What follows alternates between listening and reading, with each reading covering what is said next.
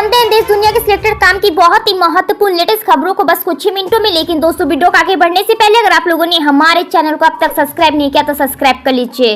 देश में एक साथ चुनाव करवाने के लिए गठित कमेटी ने पूर्व राष्ट्रपति रामनाथ कोविंद की अगुवाई में अपनी रिपोर्ट को अंतिम रूप दे दिया है। इस बात की संभावना है कि इसमें एक साथ संसदीय, विधानसभा और स्थानीय निकाय चुनावों की सिफारिश होगी।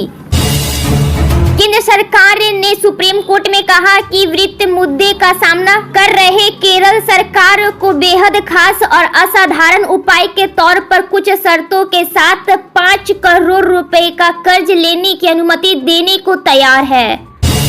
प्रधानमंत्री नरेंद्र मोदी आज जवाहरलाल नेहरू स्टेडियम में पीएम स्वनिधि योजना के लाभार्थियों को संबोधित करेंगे। इस दौरान वह योजना के तहत दिल्ली के 5000 स्टेट वेडरों समेत 1 लाख स्टेट वेडरों को ऋण वितरित करेंगे।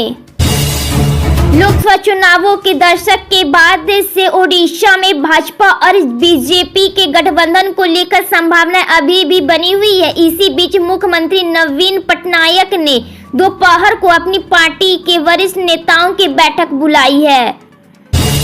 दिल्ली की आम आदमी पार्टी की सरकार ने लोकसभा चुनाव से पहले राजधानी के लोगों को बड़ा तोहफा दिया है। मुख्यमंत्री अरविंद केजरीवाल ने रिंग रोड और मोती नगर के बीच एक शानदार 3 लेन के नए फ्लाईओवर का उद्घाटन किया। देश में गेहूं भंडार में इस साल तेज गिरावट हुई है। भारतीय खाद्य निगम यानी एफसीआई के पास रखे गेहूं का भंडार घटकर 97 लाख टन तक पहुंच गया है। साल 2018 के बाद पहली बार भंडार 100 लाख टन से नीचे पहुंचा है।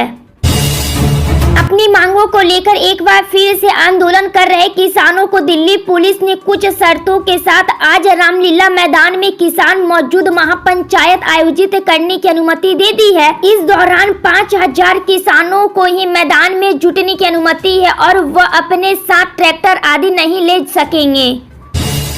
भारतीय जनता पार्टी भाजपा के नेता अनिल एंटनी ने पुलवामा हमले पर सवाल उठाने को लेकर कांग्रेस सांसद एंटनी की आलोचना की। उन्होंने कहा कि एंटो पाकिस्तान की आतंकवादी गतिविधियों लिपापोत कर रहे हैं और जवानों की कुर्बानी का अपमान कर रहे हैं। चीन और भारत के बीच सीमा पर बना गतिरोध दोनों देशों के रिश्तों की समग्र तस्वीर प्रस्तुत नहीं करता है। अब उस गतिरोध पर वार्ता करते हुए अपने रिश्तों का विकास कर सकते हैं।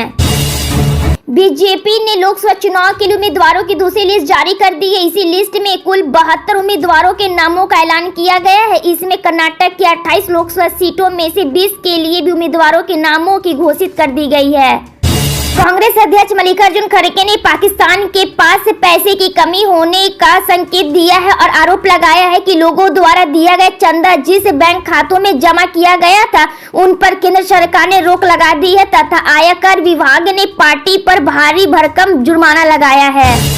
भारतीय जनता पार्टी भाजपा ने आगामी लोकसभा चुनावों के लिए 72 उम्मीदवारों की दूसरी सूची जारी कर दी है, जिसमें 25 मौजूदा सांसदों की जगह नए चेहरों को टिकट दिया गया है। दिल्ली में भाजपा ने पूर्व दिल्ली लोकसभा सीट से हर्ष मल्होत्रा को उम्मीदवार बनाया है।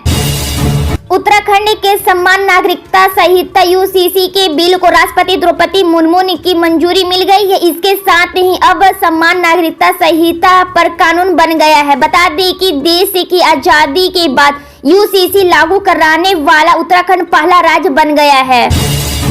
यूपी सरकार में कैबिनेट मंत्री और निषाद पार्टी के अध्यक्ष संजय निषाद ने बीजेपी के अध्यक्ष जेपी नड्डा से मुलाकात की। संजय निषाद गठबंधन में एक सीट मांग रहे हैं, जिस पर फिलहाल बीजेपी तैयार नहीं है। लोकसभा चुनाव की तारीखों का ऐलान कुछ ही दिनों में हो सकता है। चुनाव आयोग ने आम चुनाव की पूरी तैयारियां कर ली है। अब किसी भी समय बिजुल बज जाएगा। चुनाव से पहले विभिन्न दल अपने उम्मीदवारों की सूची जारी कर रहे हैं। हरियाणा के मुख्यमंत्री पद से इस्तीफा देने के दूसरे ही दिन मनोहर लाल को भाजपा ने करनाल से लोकसभा उम्मीदवार घोषित कर दिया है। केंद्रीय मंत्री नीतीश गडकरी को फिर नागपुर से प्रत्याशी बनाया गया है। बिहार में आज नीतीश कैबिनेट का विस्तार हो सकता है। इसमें कई नए चेहरों को मंत्री पद की शपथ दिलाई जाएगी। सबसे खास चेहरा समस्तीपुर से एलजेपी सांसद प्रिंस राज का होगा। प्रिंस राज चिराग पासवान के चचेरे भाई है, जिसमें भाजपा अब बिहार सरकार में मंत्री बनने जा रही है। इसके अलावा जीतन राम मांझी की पार्टी को भी एक और मंत्री पद मिल सकता है। पिछले 24 घंटों के दौरान दिल्ली, एनसीआर, उत्तराखंड, हिमाचल प्रदेश, सिक्किम, पूर्व असम, अरुणाचल प्रदेश, उड़ीसा और पश्चिम राजस्थान में अलग अलग स्थानों पर हल्की बारिश हुई है। आज भी देश के एक बड़े हिस्सों में बारिश का अनुमान लगाया गया है।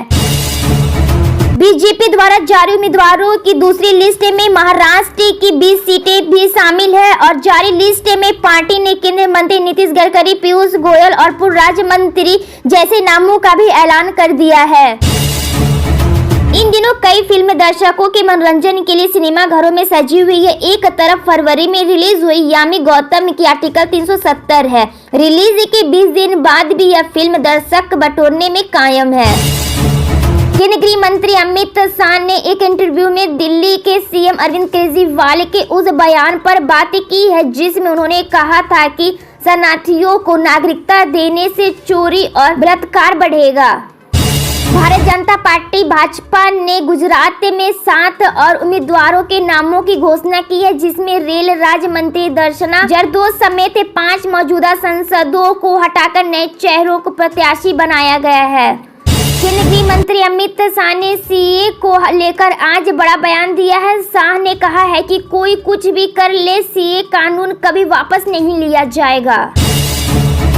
लोकसभा चुनाव 2024 की डेट का ऐलान जल्दी ही होने वाला है। देश के सबसे बड़े राज्यों में शुमार यूपी की राजनीति पर सभी की नजरें बनी रहती है। यूपी की राजधानी लखनऊ में लोकसभा चुनाव की तैयारियों को लेकर अहम अपडेट सामने आया है।